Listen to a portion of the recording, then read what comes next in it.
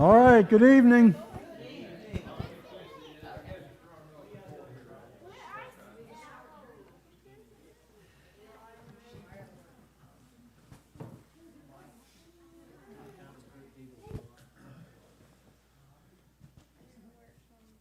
Okay, announcements. Mr. Dalton, what's going on Friday?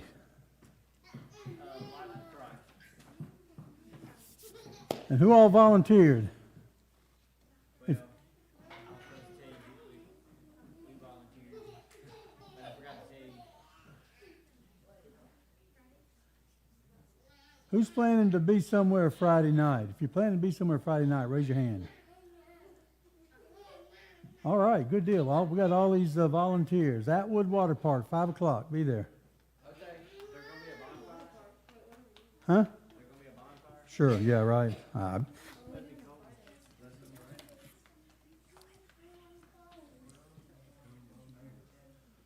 Well, I got some repeats after the water.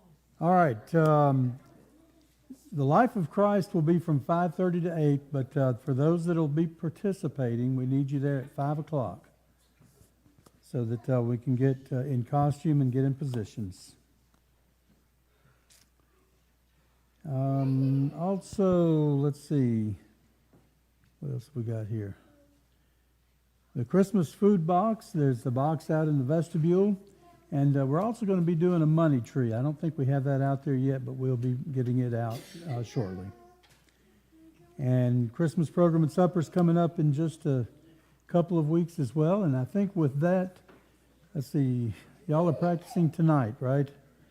And then next Wednesday night, you're going to be in here. So next Wednesday, adults, we will meet in the fellowship hall. And they will be practicing in the sanctuary. So next Wednesday, we'll be in the fellowship hall. All right, any other announcements that we need to make? The 18th is 2 Wednesdays away. We have a Secret Santa. Everybody that's gonna participate needs to bring a toy. What did we say? No more than $10. No less than 5. 2 weeks.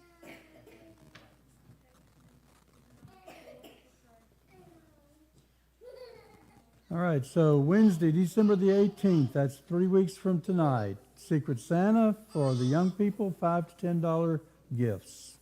Bring your gift and Christmas caroling, December 21st. Christmas caroling, December 21st. That's on a Saturday, and we'll meet here at 4 o'clock. Huh? Anything else? Any prayer requests?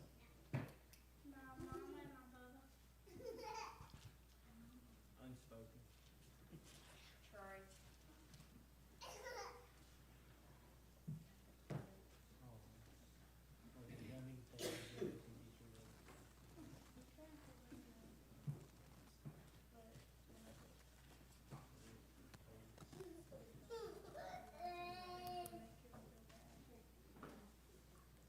All right, any others?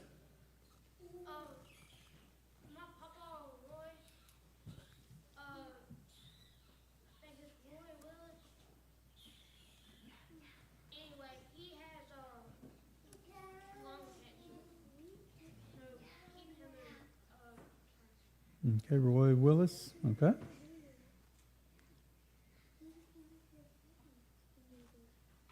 All right, let's go to the Lord in prayer at this time then. Keith, would you lead us in prayer, please? Lord, we thank you this day, Father. We just thank you for the many blessings you've given us, Father. We thank you for allowing us to be in your house today. Lord, just lead, guide, and direct us, Father, that we'll always follow your lead, Father, that we can do the things that you'd have us to do. Lord, just bless us as we go into the services, Father. Just help us so we can know your attention, Lord. So we ask all these things in your humble name. Amen. Amen. All right, where do you need them to be? All right, fellowship hall.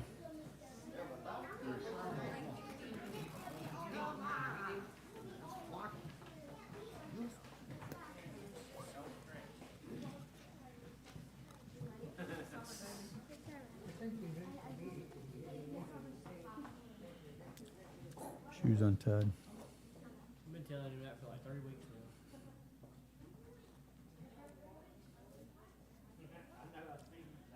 When he has a broken nose because he tripped on it, he'll change his mind.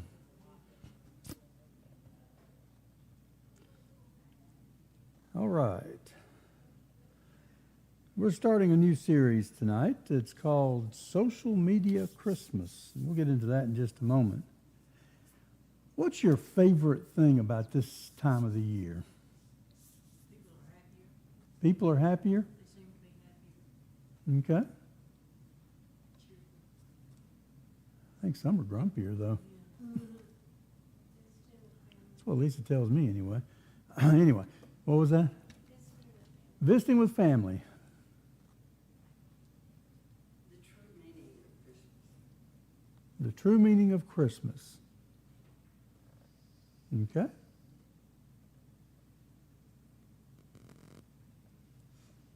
So the rest of you don't like Christmas then. What's your favorite thing about this time of the year? I'll go ahead and say it. If Jaden were here, it'd be food, but he's not in here, so I'll say it for him. All the turkey and dressing's done gone. All the turkey and dressing is gone. Mmm. I think it's a What? good time to be with family. I know it's already been said, but, you know, I mean, the presents and stuff, yeah, sure, we like that, but that's not the reason, you know, Mhm. we all know the reason, but I guess as far as that day or whatever, you know, we have to be in mind of what it is, and not only that, but, just being with family. So, what are some family traditions that you may have that that are special to you this time of the year? Making cookies. Making cookies, eating cookies. That's why you make them, right? Anybody else? Well, people usually have a tradition type of food they do.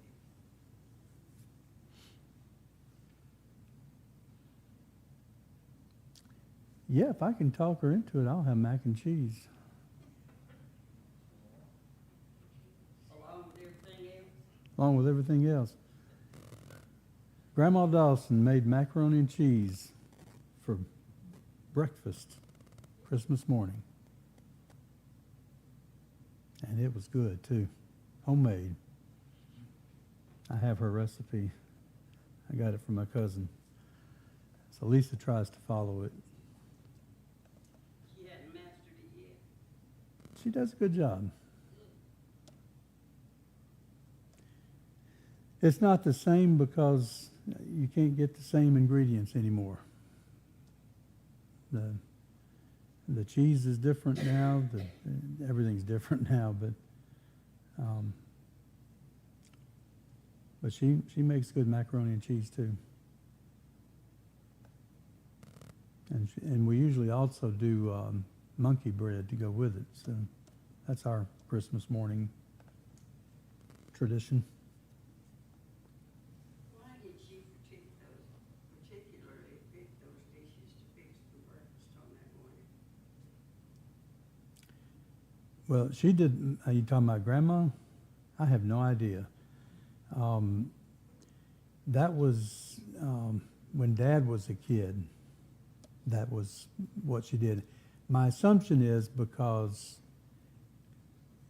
a lot of the ingredients were available, readily available to them, because Dad would have been, well, he was born in 21, so it would have been Depression time frame in through there. And of course, they lived out in the country in Amite County, so they didn't have have a lot. They lived on a farm, and so they would have made a lot of the ingredients or raised it themselves.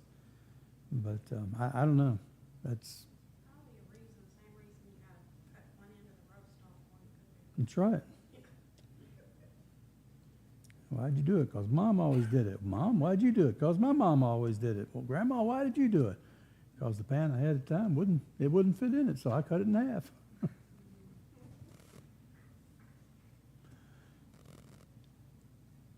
Traditions are fun and interesting, because when you go to different parts of the world, you find different traditions as well. And not everybody does things the same way. I know sometimes we tend to think that everybody celebrates Christmas the same way we do, but they don't. It's different in different cultures and different environments. But one more question, and then we'll get on into the lesson.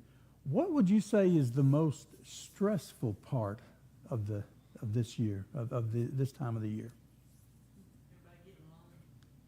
Everybody getting along? All that family time. Yeah.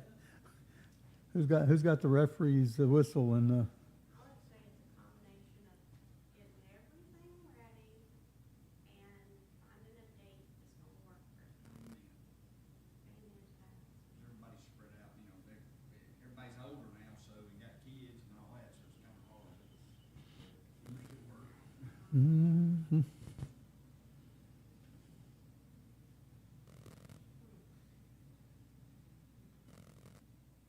And for me, it's the increased traffic. I have one more tradition to mention. Remember Barbara Miller from Wesley? Mm-hmm. He had a tradition. It didn't start as a tradition. It just started as something that turned out fun, and then he did it from then on. He decided for his son one year, he was, they'd always see Santa's coming and he needed to go to bed and everything. So they decided one year they would like jingle some sleigh bells so it would sound like Santa was, coming with a reindeer Mm-hmm. and stuff. And so they got some sleigh bells and somebody to jingle them, after they laid down that evening. And so he laid down with his son that night, and after a little while, they got somebody to jingle the sleigh bells, and his son grabbed his arm, he said, "Daddy, don't move, he's on the roof." And he got so excited, he said, from then on, it stuck. He said, they Mhm. did those sleigh bells every year. Oh, that was so funny. We was convinced it was Santa because we live beside an airport, and the light that goes around and around, he's really had us fooled.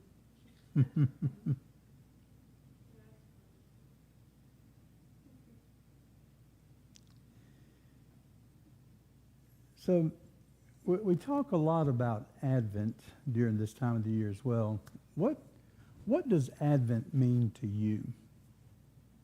And in your words, what does Advent mean to you?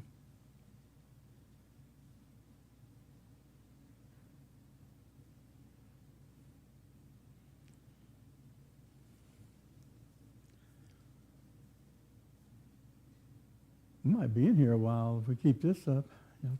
Everybody talking at the same time. When I was a kid, we didn't celebrate Advent in the church. That maybe the first one, Mm-hmm. so we have to learn what it is. What does it mean to you, though? Now, I mean, I realize that maybe it's a relatively new tradition for some, but what does it mean to you? I don't know that I've ever celebrated Advent because I don't really know what it is.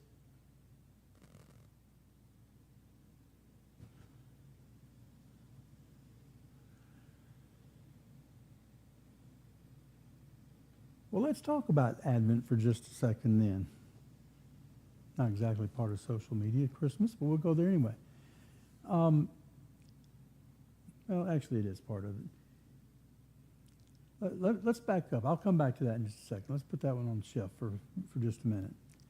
How many of you use Facebook? You use Facebook? Instagram?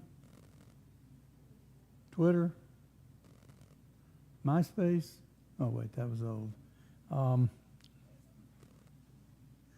What was the other one?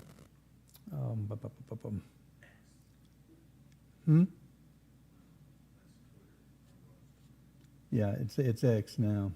This is an old lesson, so. Where's it at? Isn't it sort of like the starting of the Christmas season?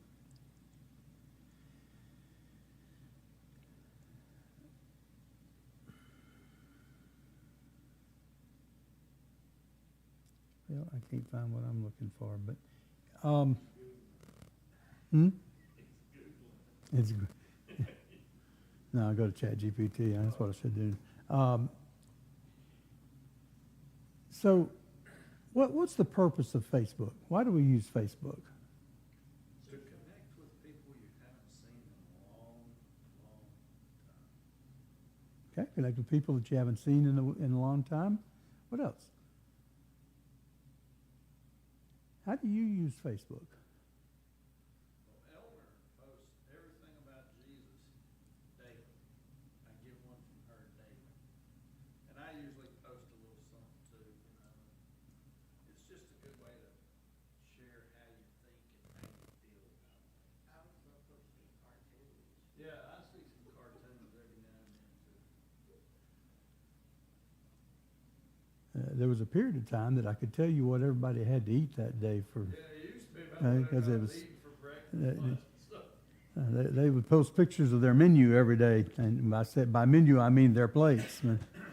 I've done that once or twice, but I thought I for saw some mac and cheese on yours. for specific reasons.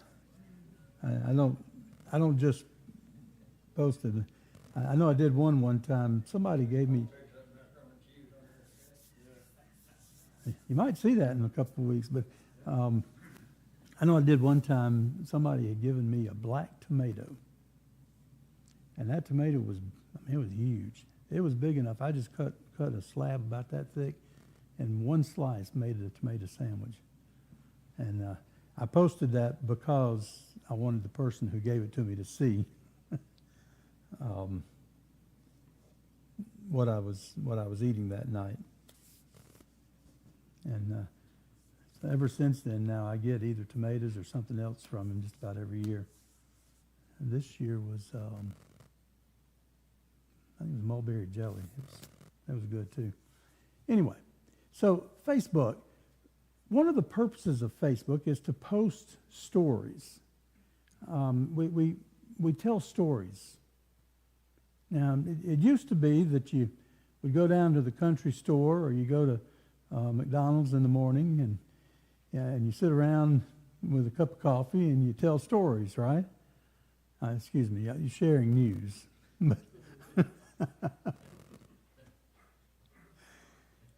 But that's kind of what Facebook is in a way, in a sense. It's or how it's used. It's a way for us to get information out. And maybe it's to connect with people that we haven't connected with in a long time.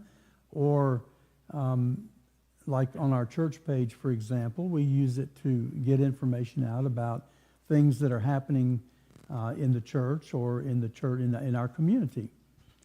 And so sharing stories is something that it's not new. The way that it's done has changed over time because now, like I said, we use Facebook or other electronic means of doing so. But if we go back, we find stories being told in different ways. So let's get back to Advent for a second then. Advent really just simply means coming. Something's coming, a birth in particular, a coming birth. And so when we talk about Advent, what we're talking about is celebrating that period of time. We usually say the 4 Sundays before Christmas, but it's a reminder to us of what took place before the first coming of Christ, before his birth. So when does the story of Advent really begin? Anybody want to venture a guess?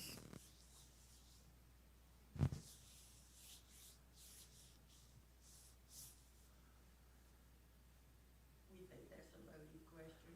No, it's not a loaded question. Malachi? Anybody else want to venture a guess? I thought maybe somebody would say that when Jesus was born, but it actually begins in the courts of heaven before creation. when the Father, the Son, and the Holy Spirit met to discuss the creation, what they were going to do. And they said, well, when we create man, we know that man's going to sin. Man's going to be separated from us. And so it's going to be necessary for us to provide a way to reconcile man, to bring man back into the fold, so to speak. And so the decision was made then that Jesus, the Son, would be born as a human being so that he could die on the cross to pay the price for our sin. So even before creation, we find the story of Advent beginning. When was the first prophecy given regarding the Messiah, the coming Messiah?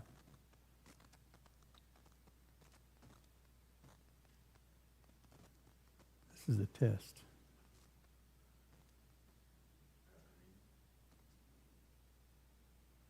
Genesis chapter 3, verse 15. Sound familiar? Who was here Sunday morning?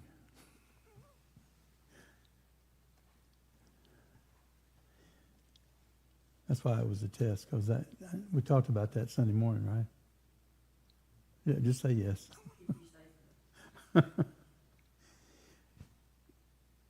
But the story, the message of Advent, this story that was being told, began when Adam and Eve sinned, when God was pronouncing the curse on them, and he said that he gave that prophecy there in Genesis 3:15, and then he kicked them out of the garden. And the story then was told by mouth, word of mouth, for hundreds of years until, and then the prophets began telling their stories. Which prophet was the most prolific? Which prophet gave the most prophecies regarding the coming Messiah? Isaiah. And in chapter 9, we find one of those prophecies. In fact, some of this is quoted in the New Testament as well. But in verse 2 of chapter 9, it says, the people were walking in darkness. And this is kind of the picture that we see. And when we look at the Old Testament, from the time of Adam's sin all the way up through Malachi, we see the story being told. Some of it was written down, but for the most part, it was word of mouth. The Father would tell the Son would tell his Son, and so on, and the story would be repeated until eventually those were recorded, and that's what gave us the Old Testament. But the Old Testament is the story of Advent, if you will, because it talks about waiting, it talks about expectation, it talks about hope, it talks about all of these things that as we're looking to the coming Messiah, that's what we find until Malachi. How many years passed from the time of Malachi until the birth of Christ? Anybody want to guess? About 2,000 years. No, not that much. No, not quite that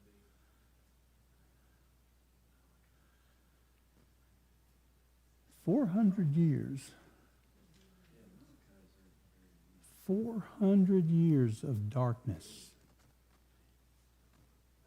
You see what Isaiah is saying? 300 years before that, the people walked in darkness. So for 400 years, there was no message from God. Everything was quiet. Everything was dark, if you will, until Zechariah goes to the temple. And when Zechariah goes into the temple, recorded in Luke chapter 1, the angel appeared to him and said, you're going to have a son. Your son is one that Isaiah prophesied about, that would be the voice in the wilderness, the one that would go before, the one that would announce the coming Messiah. That was John the Baptist's mission. That was his purpose. And so the angel announced this to Zechariah in the temple. And remember the story, Zechariah was surprised, obviously, but he's like, hang on a second. Elizabeth and I are old. We're past the point of having children. And Elizabeth was barren and not had children. And so he's like, how's this possible? We're beyond that point. That can't happen. And the angel tells us, really, especially with Mary, but it kind of hints at it then too, that nothing is impossible with God. But what happened to Zechariah because of his unbelief, we'll say, or lack of belief, let me put it that way? Couldn't speak. He was struck dumb. And he was in there for so long that the people outside were thinking, because they had bells on their garments, on the tail of their robes, so that as they were moving around, they could hear the bells ringing and they knew that everything was fine. Well, he was so captured by the angel that he wasn't moving around, and they were about ready to pull him out. So they had a rope tied around his ankle so that if something happened, if they went in and they had not properly cleansed themselves, they would have been struck dead. And the only way to remove them was to pull them out with that rope. But anyway, Zechariah comes out, can't speak, and goes home. They have the baby, and everybody's like, "Oh, you got to name him Zechariah." And Zechariah is Elizabeth first said, "No, his name's going to be John," and everybody said, "No, it's got to be Zechariah." And so they said, "Well, let's get Zechariah in on this." So they go to him, and he says, "Give me something to write with," and he writes, "His name is John." And when he wrote that, his lips were loosened, and he was able to speak. The story is being told. Then, before that, of course, before John was born, the angel would appear to Mary. And the story continues as the angel announces to Mary that she's going to have a son. And she's like, okay, how's that possible? Because I'm a virgin. There's no way that I know how things work, and that's not possible. And the angel said, with God, all things are possible.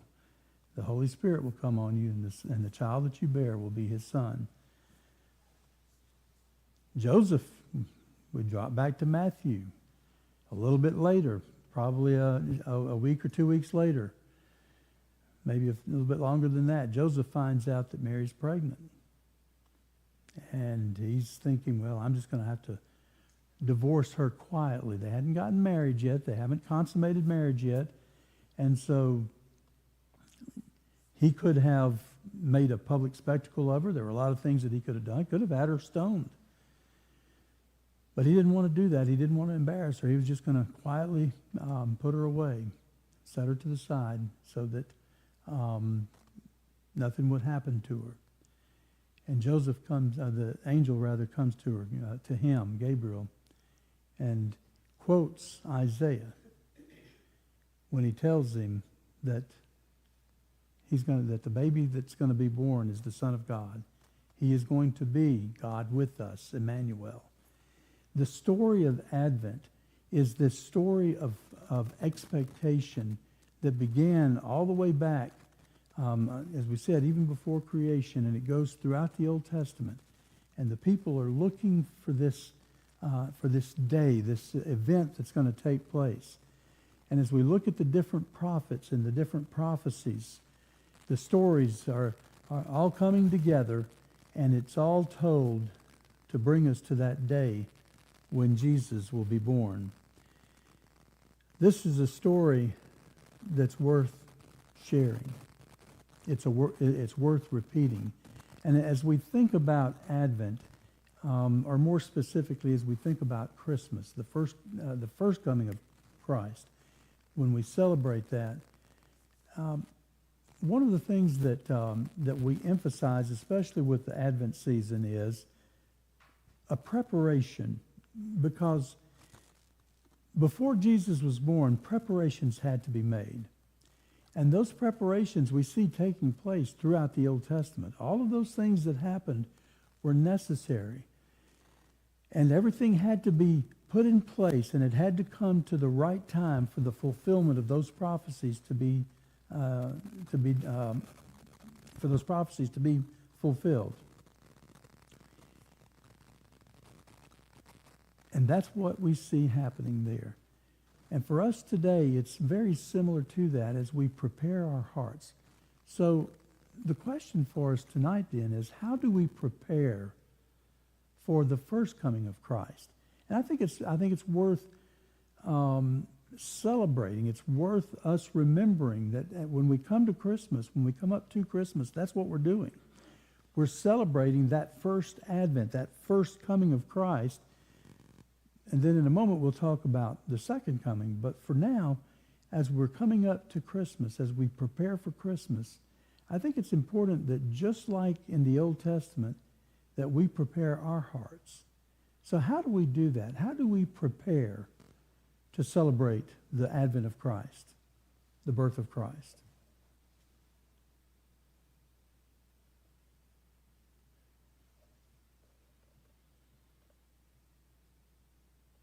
I would think that we have to know reason with preparing for that, Mm-hmm. honor that, and get into it more, in other words. Okay. Kind of do what John the Baptist talked about, prepare and make way, Mm-hmm. prepare our hearts, get ready for it.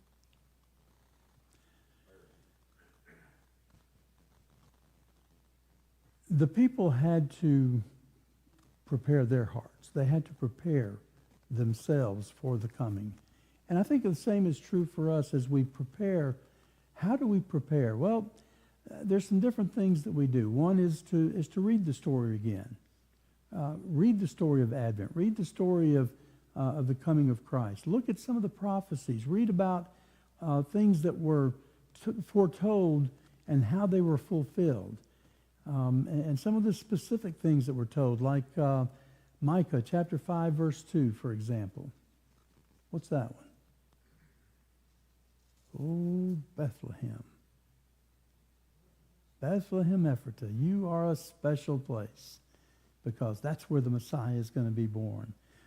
Or things that would take place even later on, like Zechariah, foretelling the fact that Jesus would ride into Jerusalem on a donkey before his crucifixion. Or Isaiah telling us about who he would be, what his name was going to be. He would be Wonderful, Counselor, Mighty God, the Prince of Peace, Everlasting Father.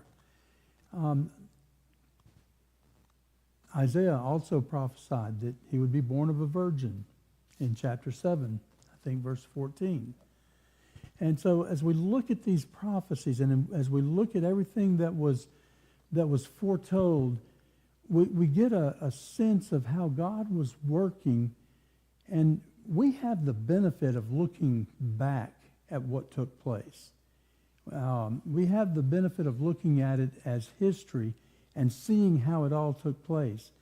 But imagine, if you will, put yourself in the shoes of some of these men and women, like Abraham. When Abraham was called of God to leave his home and to go to a place that he would show him.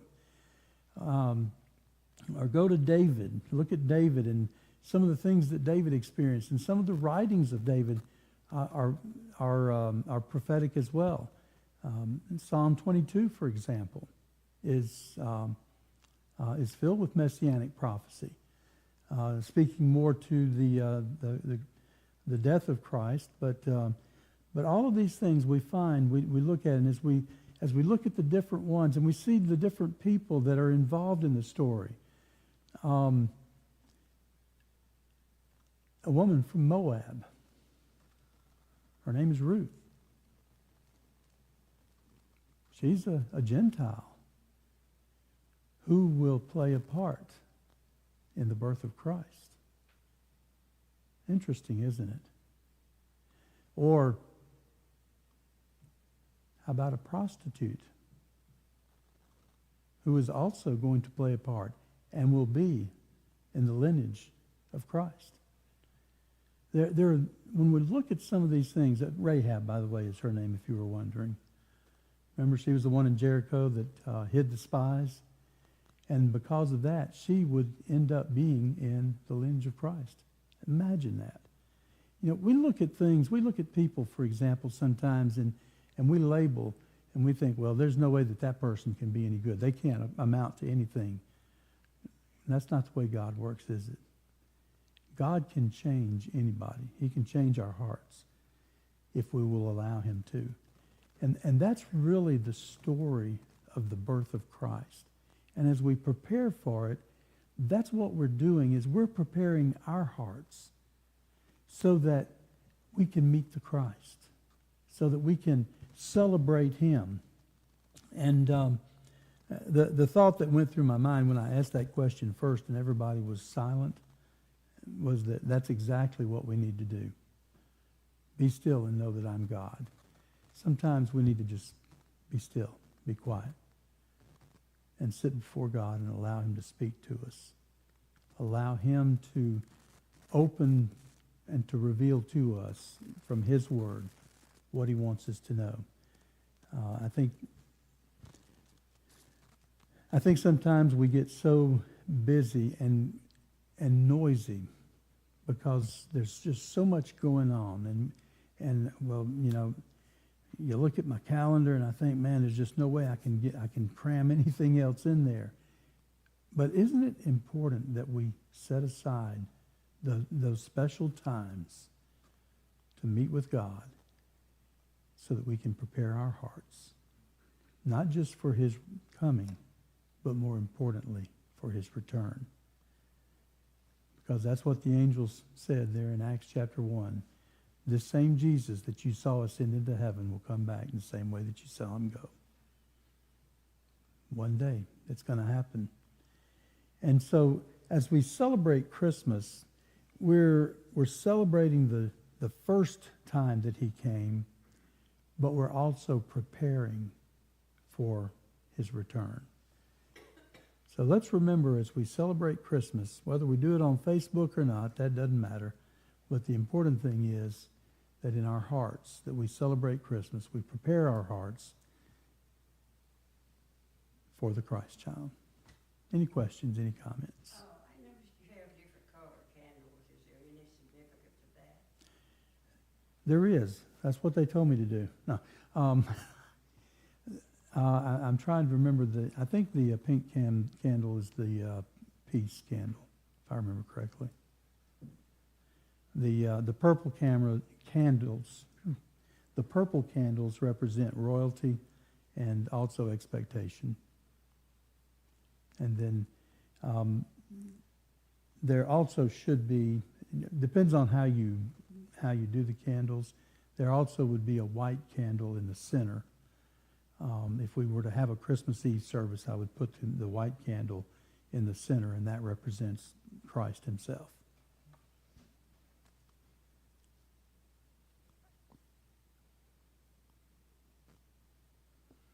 If all hearts and minds are free, let's stand. And